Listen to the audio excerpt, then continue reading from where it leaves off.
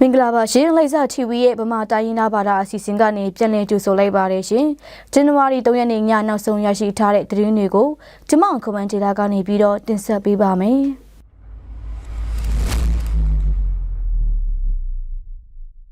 အမတ်စင်ငါတီတော်ထင်းတဲ့ရဲ့တနက်စင်ပွဲကို2025ခုနှစ်ဒီဇင်ဘာ30ရက်နေ့တွင်ကျင်းပပြုလုပ်ခဲ့ကြောင်းသိရပါတယ်။အခမ်းအနားတွင်တီတော်ဦးစီးရေးတာဝန်ခံဖွန်ကန်ခုမနော်မှ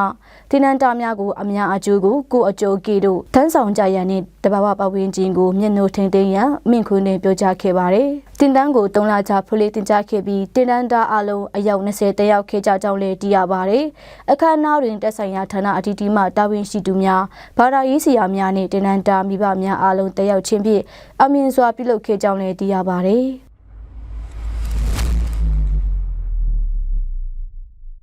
စစ်ကော်မရှင်ကဖကန်တမကုန်းကနေလွန်ခဲ့တဲ့ဒီဇင်ဘာ31ရက်နေ့ညနေ9နာရီအချိန်တွင်လက်နက်ကြီးရန်တမ်းပစ်ခတ်တာကြောင့်ဖကန်စင်းတောင်ဘက်ကဗီဒီယို2ဦးထိခိုက်ဒဏ်ရာရကြောင်းလည်းသိရပါတယ်။ထိခိုက်ဒဏ်ရာရသူ2ဦးမှာအသက်55နှစ်ဦးဖူးချင်းနဲ့အသက်85နှစ်ဒေါ်ခွန်ရှောင်းဖြစ်ပြီးနေအိမ်များပျက်စီးဆုံးရှုံးသွားကြောင်းလည်းသိရပါတယ်။ဖကန်တမကုန်းကနေဗီဒီယိုများရှိရာဘက်တွေမှာလည်းလက်နက်ကြီးရန်တမ်းပစ်ခတ်တာတွေဖြစ်လာခဲ့တွေမှာလည်းပြည်သူတွေကိုစစ်ဆေးမြင်မှုတွေအရင်ကထပ်ပိုပြီးတင်ကျပ်အောင်လှုပ်ဆောင်နေကြောင်းဒေသခံတွေရဲ့ပြပြချက်အရာတရားပါတယ်ရှင်။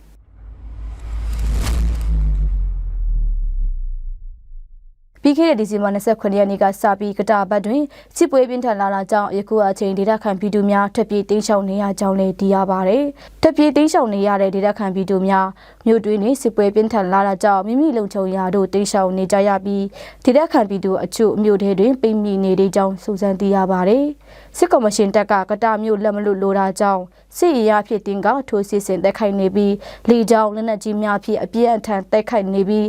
PDF ဘူပေါင်းတပ်များကတံပြန်တက်ခတ်မှုပြင်းထန်နေကြောင်းလည်းသိရပါတယ်ရှင်။စစ်ကော်မရှင်ဘက်ကမြို့တွင်လေရင်ဖြစ်လက်နက်ကြီးကျဲချတက်ခိုက်တာကြောင့်ဒေသခံပြည်သူများရဲ့နေအိမ်များဖုန်ကြီးကျောင်းများပျက်စီးဆုံးရှုံးမှုတွေရှိကြောင်းလည်းသိရပါတယ်ရှင်။နားဆင်ခဲ့ကြတော့မိဘပြည်သူများအားလုံးကိုယ်စိတ်နှဖျားရှင်လန်းချမ်းမြေ့ကြပါစေရှင်။